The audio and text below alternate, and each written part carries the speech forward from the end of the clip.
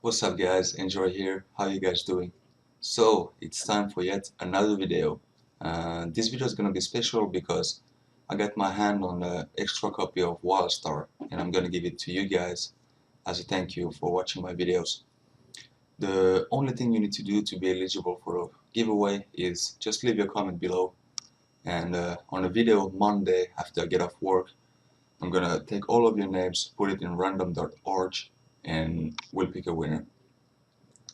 And this video is going to be about the major changes that Wildstar has made in all drops. There are 5 drops since the game was launched. Alright, let's get right into it. Alright guys, so drop number 1 was called the Strain. The main focus of the Strain was bringing us some daily zones to do at level 50 and bringing us some new cosmetic items. The pattern that has formed itself with Wildstar patches has been that each patch has been bigger than the last, so actually this patch was the smallest one in Wildstar history.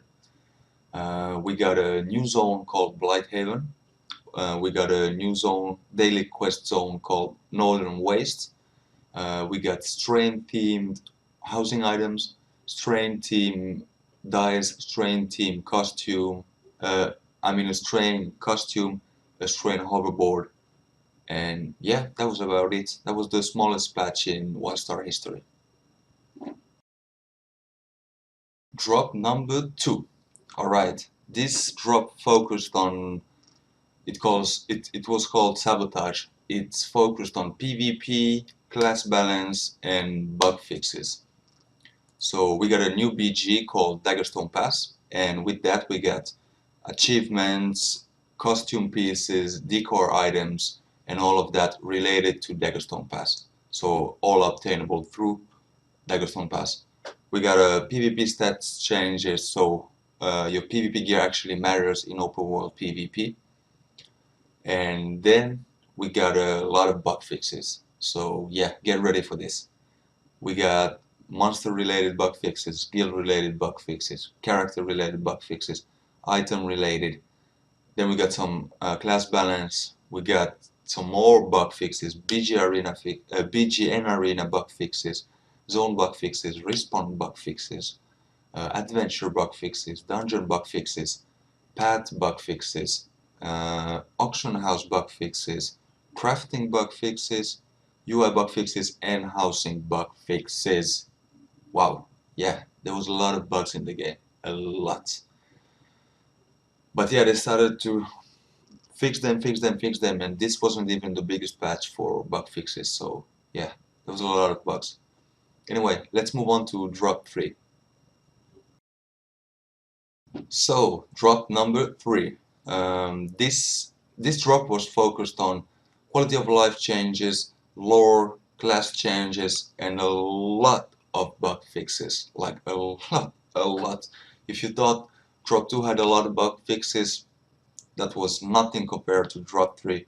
According to Carbine, they had like over 1,000 bug fixes or something like that.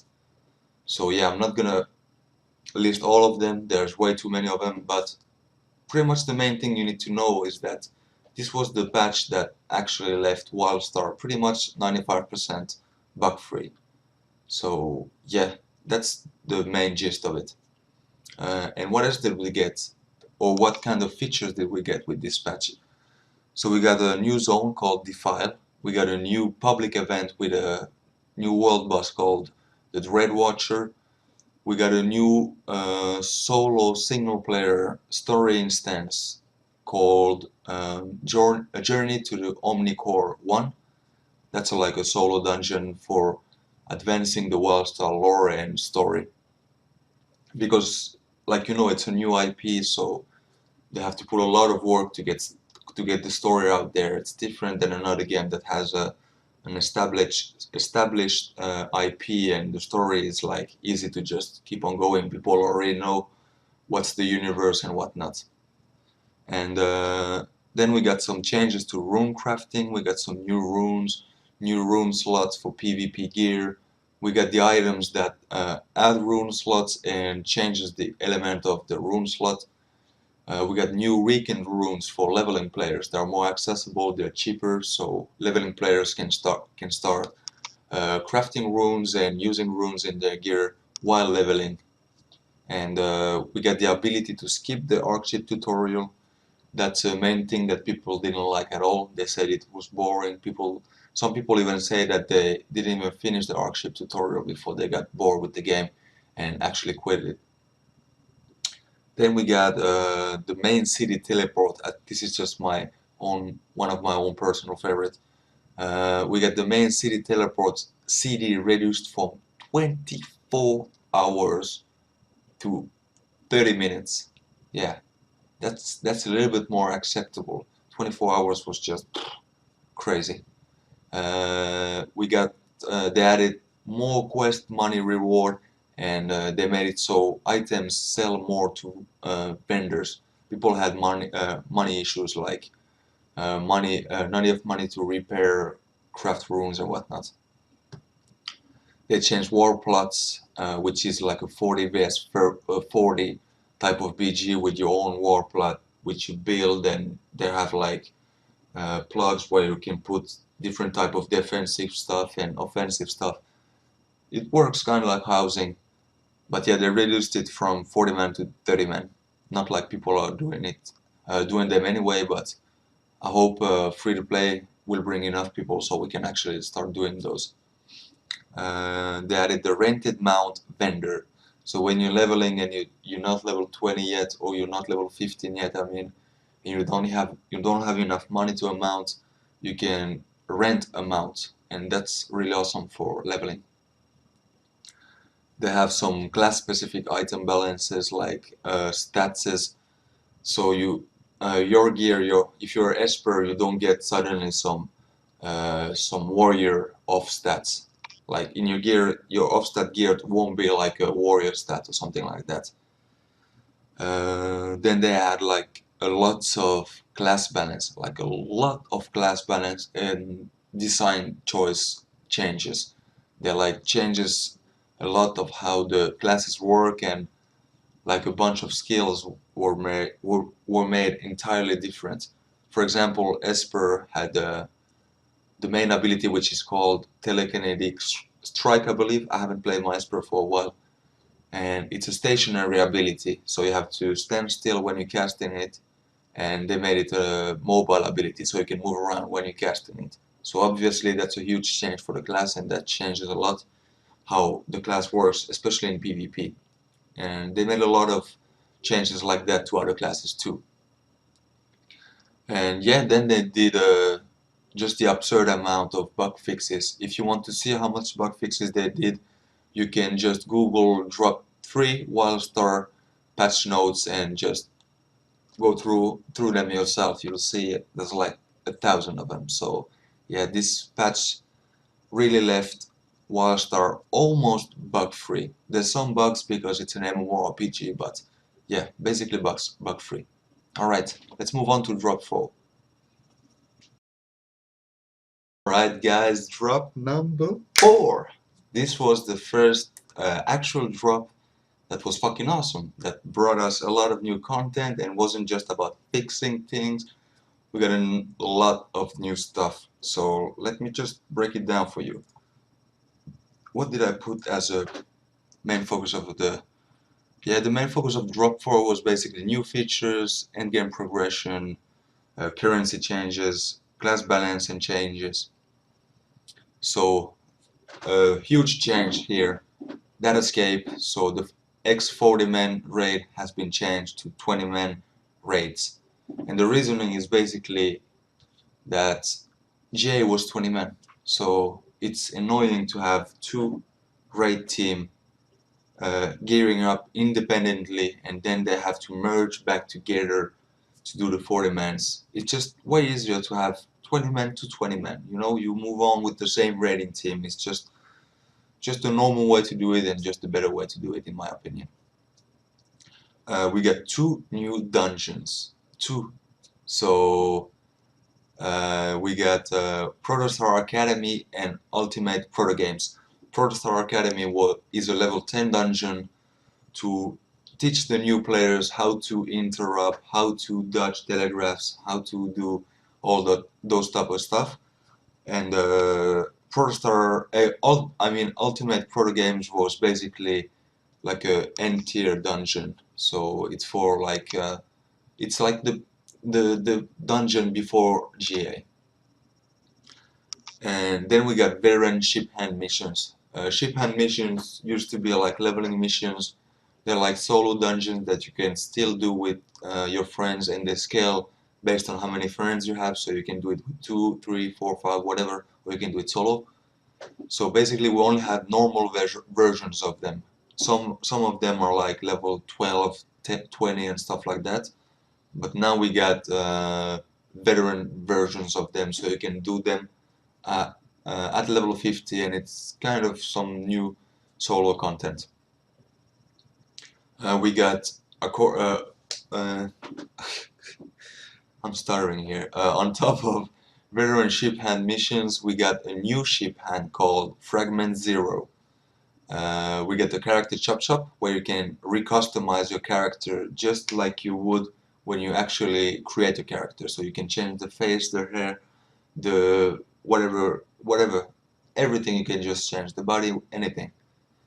Then we got new housing customization option. We got ground customization, which we didn't have before. We got new blocks like windows, tubes, spheres, triangles, arcs, domes. Those are like new forms which opens up so much like creativity, and those are like forms we didn't have before. And what else, what else, what else? Hold on, I'm just going through my notes here. They reworked the endgame gearing progression. They're like, before that, if you remember, if you played at launch, if you crafted your gear, boom, you were done gearing. Almost, almost until Omna in GA. Almost some of the raiding gear wasn't even an upgrade for you for some slots. So that wasn't nice, because you would do dungeon for nothing. Every dungeon gear you would get was suck compared to what you could buy or craft yourself from the auction house. So yeah, they reworked that. So dungeon actually, they're like, so now you have a clear path. You start from ship hands, then you go adventures, then you go dungeons, and then you start getting, then you like do the low tier dungeons, the 4 first dungeons, then you start doing stuff like ultimate proto games, and then you can start moving to raiding. So yeah, it makes sense that you cannot just hit level 50, go to the auction house, buy gear, and boom, you don't have to gear for like until you progress to raiding, and dungeons will be like useless for you. It didn't make sense. They added class piece tokens for raid boss, tokens that can redeem for desired gear from vendors. So they add some raiding gear to the vendor, so you can buy you get tokens, and if it's a because sometimes the gear will be like wrong spec. If you're an Esper healer, already have the gear, and there's no other Esper healer in the raid, nobody will get it. Now an Esper could get some DPS gear out of it. They reworked the endgame currencies. I wrote that problems. Elder Games wasn't a consistent mean for gearing a character due to weekly cap. All Elder Game gear is now obtainable with Renown and Glory, which is way more consistent. You can just gain it, gain it, gain it by just doing dungeon, all stuff like that. It's basically like valor points and justice points in World of Warcraft if you played WoW. Yes, so Elder Game now only gives like cosmetic stuff or stuff like that, because it had a cap, so it's really annoying. It's blocking your gearing like curve. It was annoying, and it's a nice change. They added a lot of new mounts, new daily quests, daily ship hand quest, daily dungeon quest, daily adventure quest, daily PvP quest, just to encourage people to do those activities and get those queues popping and whatnot. They did weekly quests. You can choose one activity, and you gain extra Elder Game points from that specific ability. That specific activity, I mean activity, yeah. what did I wrote? Hold on, guys. My notes are so messy. Yeah, they did a lot of class changes again. They have done a lot of class changes since the game has launched. And basically, if you haven't played the game since launch, the only changes you care about is like the latest class changes. So I'm not gonna go like every class change in detail because most of those changes are either already changed or they will change in the next patch, which is coming, the free-to-play patch. I'm gonna go in high detail with the free-to-play patch in another video, by the way. What else did I type? Yeah, some like quality of life changes. You can reset your amp one by one. You can reset one tree at a time. You can reset the whole tree if you want. They increased the XP gain because people said the leveling was too slow, and other minor quality of life changes that it's yeah, I could go through all of them, but basically when you will come to the game as a free-to-play player, you will just see them as a normal thing. You won't see, oh my god, this change was nice, because if you didn't play since launch, you know, the changes have been made so many times already that it's just gonna be normal for you when you hit free-to-play. They give us a new emote, which you should definitely try when you go into the game. It's slash make it rain, and it starts like throwing out some dollar bills and whatnot. It's really funny. You should try it out. And they still did some minor bug fixes. Like there was some bug fixes, but like I said, Drop 3 was the big bug fix patch.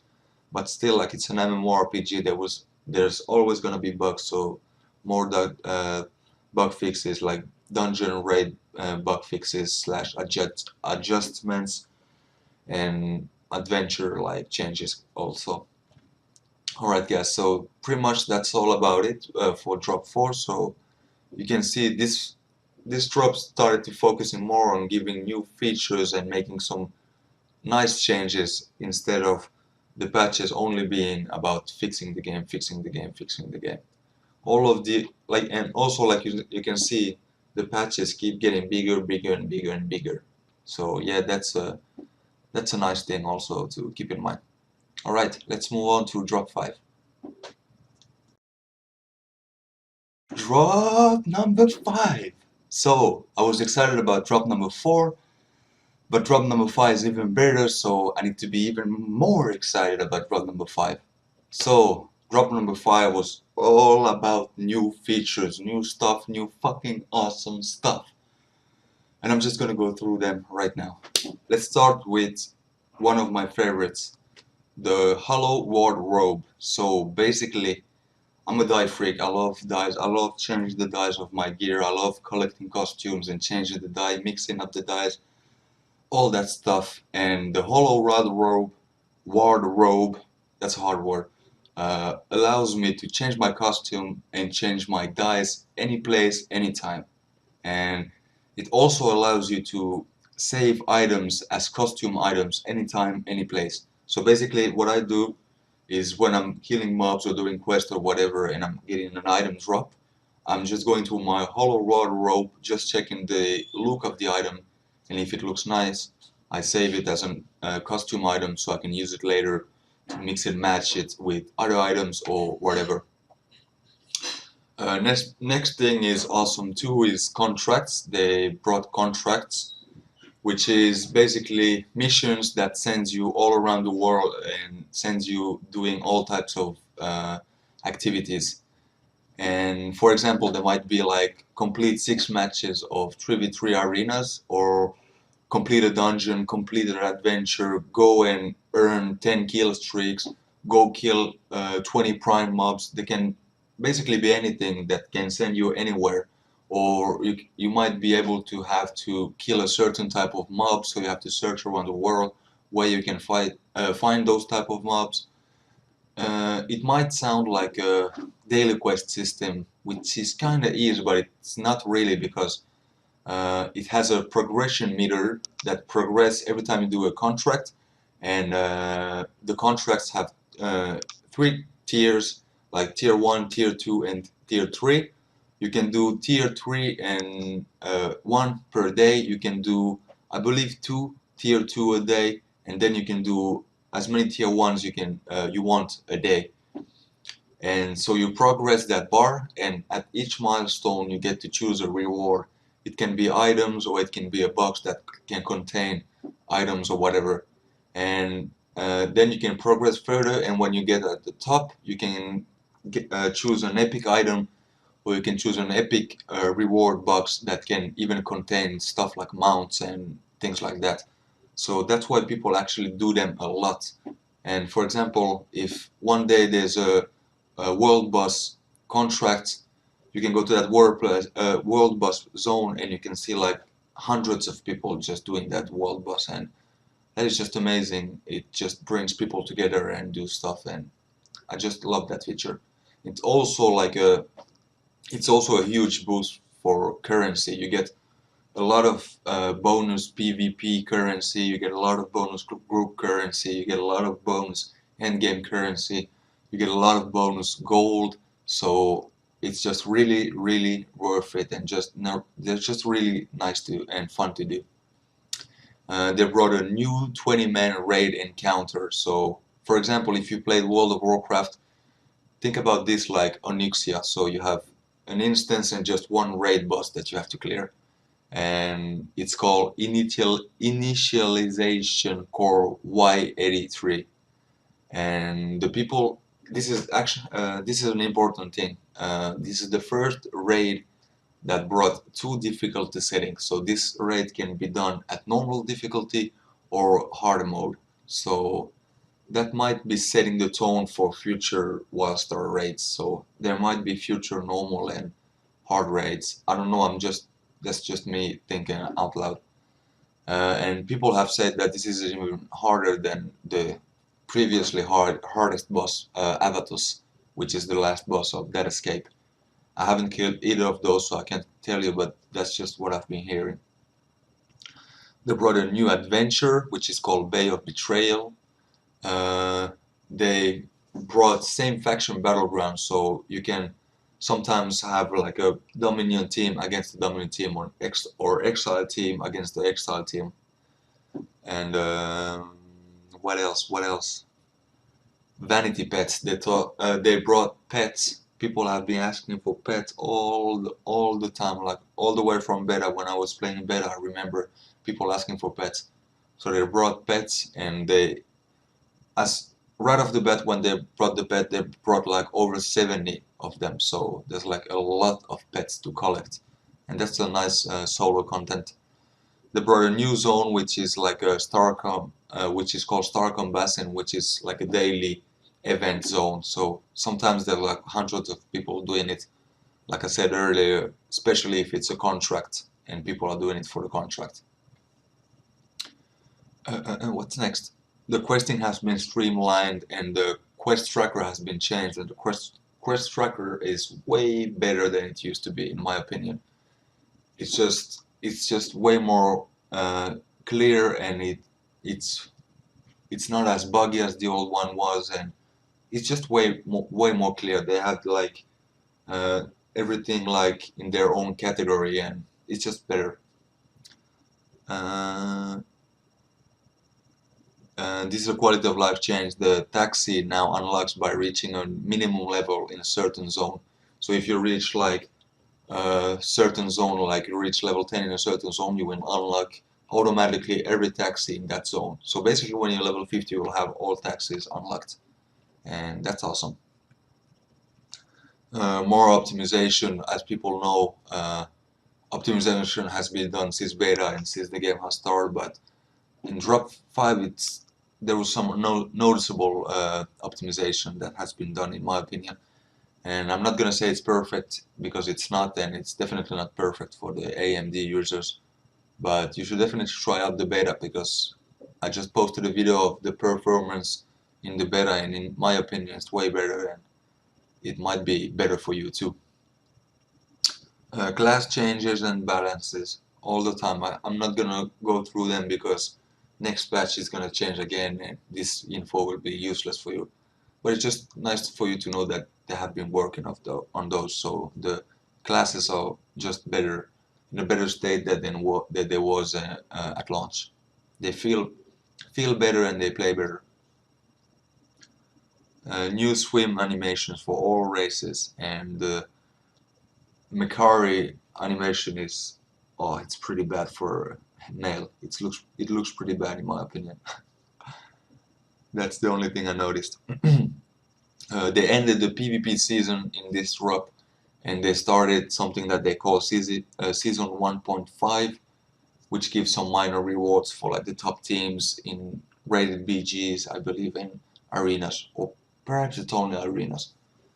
Then they removed the rating required for the epic PvP gear. So basically, gear is now like equalized. Everyone has the same epic PvP gear because there's no they're not locked behind a rating.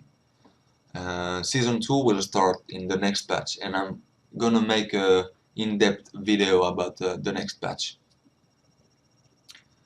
What else? What else? PvP item scaling. So basically, if someone have gear from Datascape that is better than the PvP gear, he will be scaled down to the best PvP gear. So he cannot be better than the best PvP gear. It makes it so PvP players don't have to do PvE to be at the top power level that they can be. And yeah, it was pretty bad when like Datascape geared people came in and wrecked PvP geared people. It was funny for a while, but then it was kind of bad. I'm glad they changed that. They implemented some rating thresholds to prevent rating tanking. If you remember, when the game launched, rating tanking and carrying other people for money and stuff like that was a huge problem.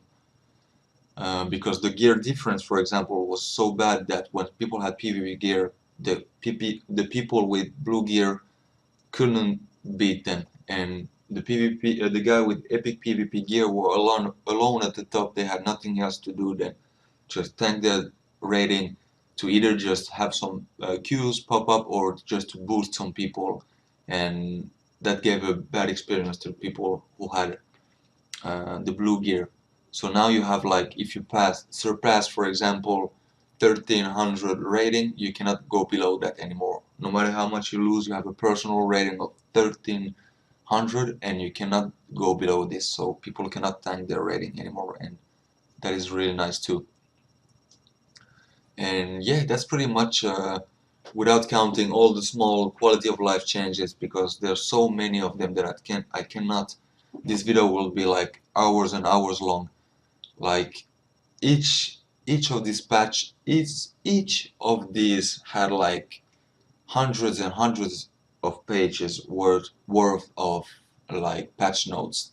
Each of these patches were big and huge, and I just only picked like my favorite ones and the one that stands out the most and the one you should know about and stuff like that.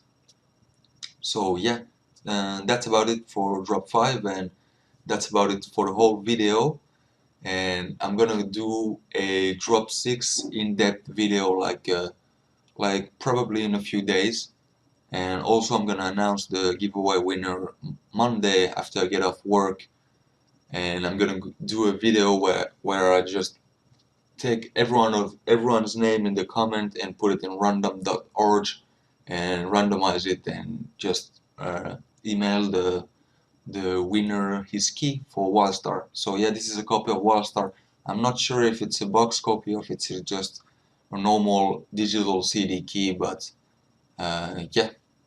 Remember to comment to be eligible for the giveaway, and yeah, good luck, and I'll see you in the next video.